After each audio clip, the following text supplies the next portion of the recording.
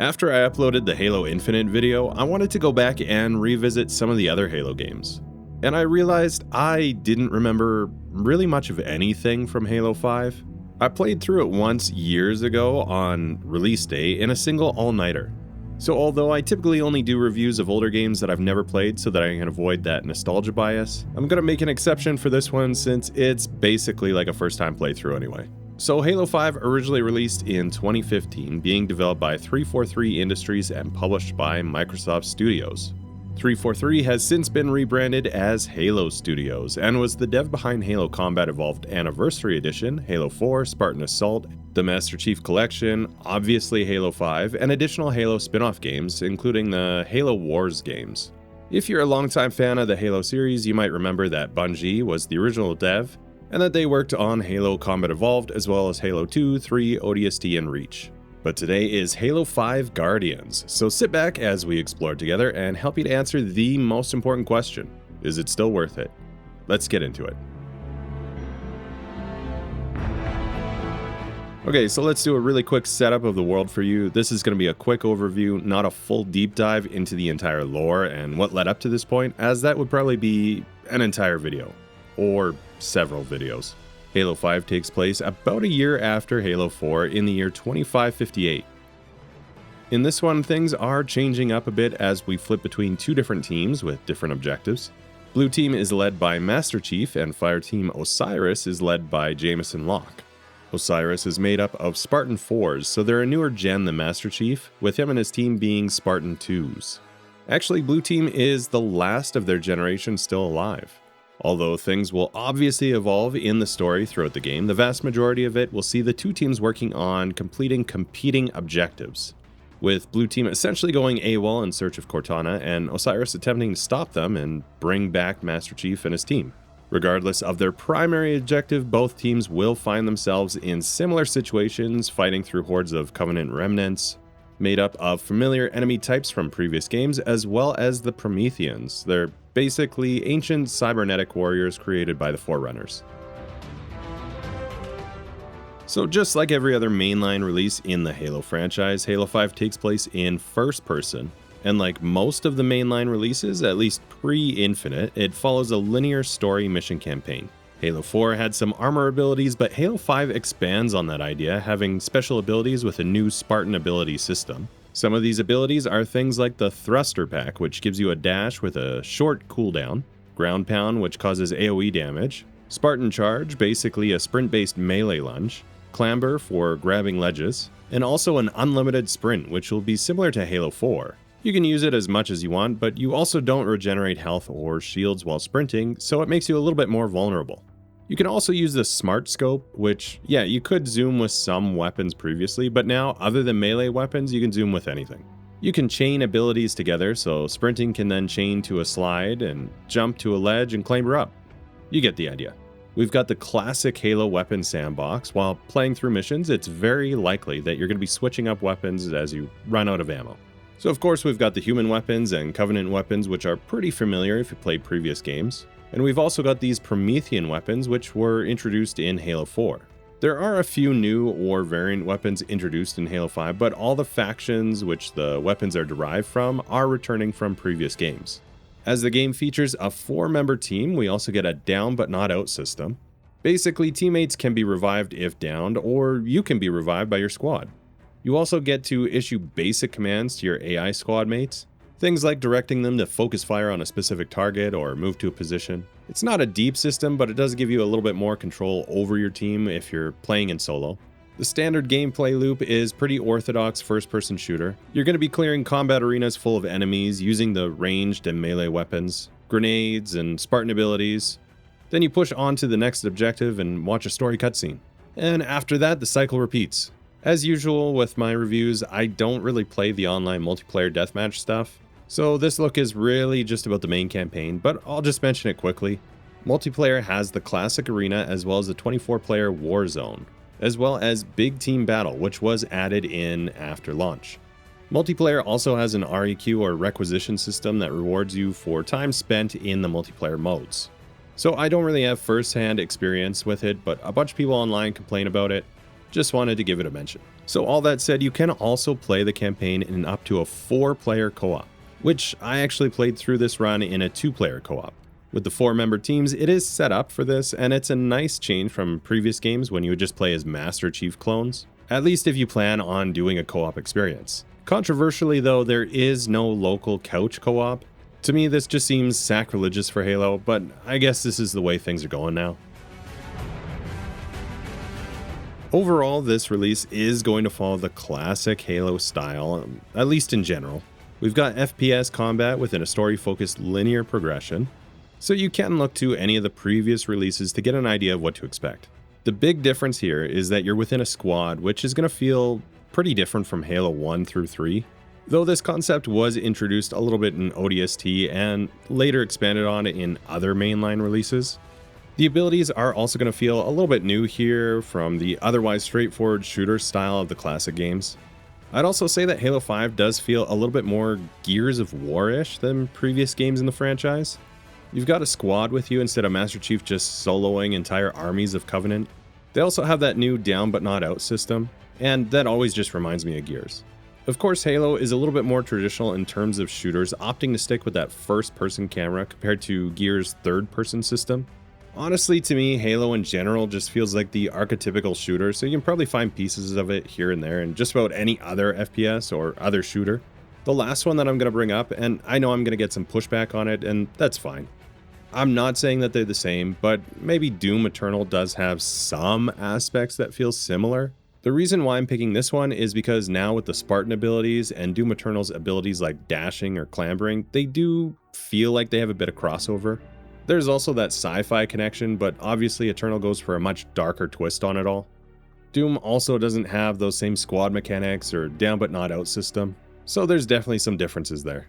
I'm sure you guys have a bunch of other suggestions though, so leave them down in the comments. In my opinion, again, aside from third person to first person, the Gears of War comparison is probably the strongest for me, as it does incorporate some of those mechanics that I typically associate with Gears. But I'd like to read what others you guys come up with and why. So the biggest selling point here is likely if you plan on playing through in co-op. The 4-member team's co-op play seems to be what they expected players to be doing here. Of course, you can play the entire game solo, and if you do, they gave you that ability to do some limited squad command. So really, you could say the selling point here could be expanded to be the squad system regardless of whether you're playing co-op or solo. But with the caveat that, at least in my opinion, co-op adds a little bit more to the experience than the limited squad commands do. It's also going to be a somewhat unique structure, having that story switch between 2 separate teams. So this was also done in ODST, but instead of the 2 teams, it was switching more between a solo experience and a squad experience. Personally, I think the style that ODST went for was a little bit better, as the 2 felt pretty unique gameplay-wise. Whereas in Halo 5, you're essentially doing the exact same things in both squads, with the only difference being the storytelling. But of course, this is just going to be player preference. Even though the gameplay is essentially going to be the same between the 2 teams, it does help to keep the story feeling a little bit more fresh as you play through the game. One thing that can be a little bit frustrating story-wise though is there's things such as characters which get introduced in a way that can feel pretty rushed. So there might be characters that feature in the extended Halo universe, but not the mainline games. So if you haven't, say, read the novels, then you might feel the story is a little Spartan when introducing what feels like new characters and relationships. The game should take you around 7 hours to complete, so it's a fairly quick campaign as well. Probably more like 5 or 6 if you rush, or 8 or 9 if you take your time. Play it on a higher difficulty, or have less experience with shooters or Halo games. This time around, I did take my time with it, but although I don't really remember the playthrough, the first time I played it, I beat it in a single night on release day. One of the potentially negative features in the game is the lack of split screen or couch co-op. Halo feels like it's always been a game that you can play in local co-op, and this switch definitely can be frustrating for some people. Now that I'm not a kid lugging my console to a buddy's house to play, and we all have lives and places of our own, online is fine with me. But I just want to bring it up because it can definitely be annoying for some people and is a big change for the franchise. I played on the Series X and things seemed to perform really quite well. I didn't really run into any major bugs or performance issues, so nothing of note to bring up. As far as I know, there's also been no special upgrades or optimization for the Series X, unlike some of the other games that we've looked at recently. That said, it does seem to get a little bit of a boost in terms of loading times over previous consoles. If we're looking at just the raw overall quality of graphics, I think it holds up pretty well today. I didn't find any of it aging too terribly, and of course the stylistic choice of Halo games generally seems to help with their longevity in this regard. Environments will get a little bit samey in some parts of the campaign with reused locations. What's done here is done well though, and cutscenes also seem to hold up pretty well. Compared to something like Infinite, it does feel like it has a little bit more diversity of environments going on. As is typical with Halo games, the dialogue is all mostly solid. But it means going to St. Helios. Here you go. Thanks, Kelly. Everyone ready? Affirmative. With really good performance by returning characters like Nathan Fillion, who reprises his role as Buck from ODST.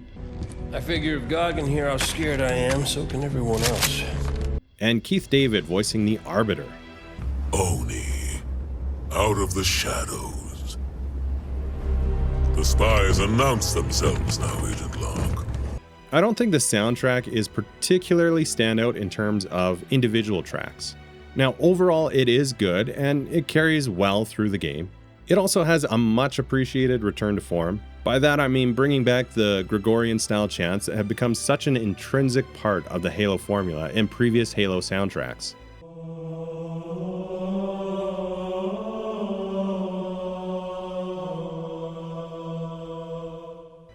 It's just that as far as individual tracks go, it doesn't really add any new iconic pieces that you would instantly recognize as being from Halo 5, like some of the previous entries did. I think that the weapons sound really good, and the human weapons in particular have a nice sound to them.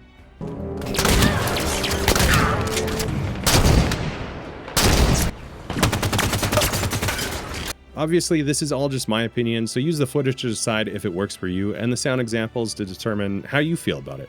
People, if you are still planetside, make your way to the space elevator right now. Final shuttles are departing soon. So I've tried to stay mostly objective here. There's been some opinions throughout, but I've tried to stick mostly just to the facts to give you an idea of what to expect if you skip this one, or if you're a new fan looking back to explore some of the earlier releases. From here on out though, I'll just give my final thoughts and opinions on the game and if I'd recommend it to a friend. Now this doesn't mean that you will or won't like the game. Try to use the first part for that, and this part is just for fun. And so did I enjoy my return to Halo 5? I'm not enjoying it as much as I'd hoped. I think it's a decent game, but it's not a great Halo game. It might not even be a good Halo game. The way to enjoy this one is if you're playing the campaign in co-op, or the multiplayer. Apparently a lot of people liked it. Like I said, I don't play multiplayer, so I have no idea. But the campaign is definitely designed to have a co-op experience. The missions are often going to feel like a rushed sprint, which makes sense for the story they're telling. But at the same time, it makes it so you don't really have a moment to catch your breath or connect with the characters. And speaking of connecting with characters, of course, we have the Chief who we've spent a long time with, so obviously you're probably going to connect with him. There's also Buck who appeared in previous games, so you're at least going to be familiar with him. As for the others, if you don't engage with the extended universe content, such as novels or live action stuff like Nightfall, you're probably not going to have any idea who these people are. The game also does a poor job of explaining them as a person or their motivations, so your connection to them, and as a result the entire story, it just falls a little bit flat. I also didn't hate the idea of switching between fire teams. Like I've said, they also did a similar thing in ODST and switching between the rookie and the team, and I thought it was done really well.